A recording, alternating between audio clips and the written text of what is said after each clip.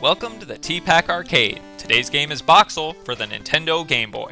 In this 1989 puzzler from Thinking Rabbit and FCI, you're a warehouse worker trying to find your happily ever after through the merits of industry. Move boxes, make money, win the girl of your dreams. Sounds like a good plan.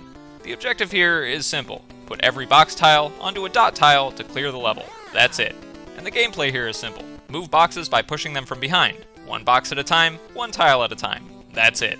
But don't get boxes stuck in a corner, or locked in a square, or stacked against a wall, or impeding your path, or generally misplaced. Yeah, this is a thinking game. Without a healthy dose of trial and error, strategy, and patience, our poor warehouse worker is never gonna make bank or win his girl, no matter how relentlessly positive his dopey, cross-eyed, toothy grinning expression is.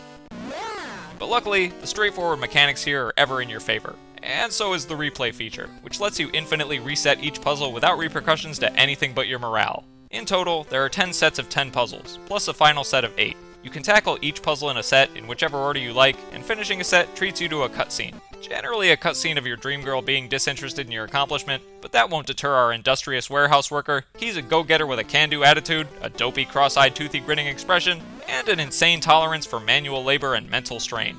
Puzzles come in two formats, zoomed in and zoomed out, but the gameplay doesn't change between them, only the amount of boxes on screen and the fidelity of the graphics, which are as simple as the gameplay, but charming nonetheless. There's nothing better than a good, solid brick and box tile set on the Game Boy, and our playable warehouse hero even has some personality to his 8-bit rendering, namely little beads of sweat or cartoon strain lines to convey his effort in pushing a box, and of course his cute sleeping animation that triggers whenever you're inactive too long. This happened to me all the time. Not because I stopped playing the game, but because I spent so long staring at the screen running hypothetical solution strategies through my head without moving the character. The sound design is the best part of this game by far though. Not because of the peppy background chiptunes, not because of the encouraging cutscene audio cue, not because of the lullaby music when you fall asleep. No, the best thing is the garbled voice sample that accompanies your victory pose when you place the final box to solve a puzzle. Yeah! This is my absolute favorite 8-bit sound effect in the history of history, to the extent that I wish it played whenever I accomplished anything in real life too. Filed my taxes? Yeah! Cavity-free trip to the dentist? Yeah! Didn't give in to existential dread for 2 days in a row? Yeah! Refilled the soap dispenser? Yeah!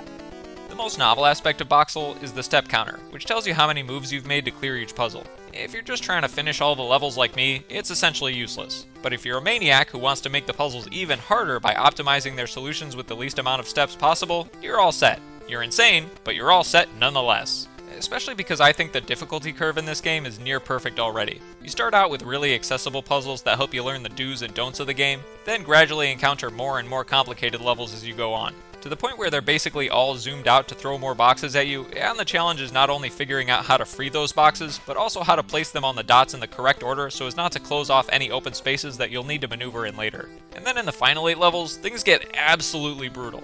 I think some of them took me over an hour to solve, individually. But they're still manageable if you can maintain what I call non-destructible moves. In other words, moves that don't permanently block anything off until you know that's necessary.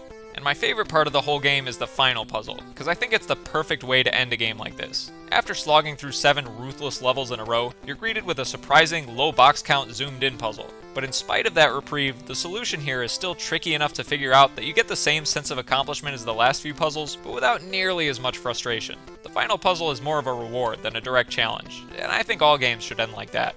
Overall, I think I can safely say that Boxxle is my favorite Game Boy puzzle game, and my second favorite puzzle game of all time.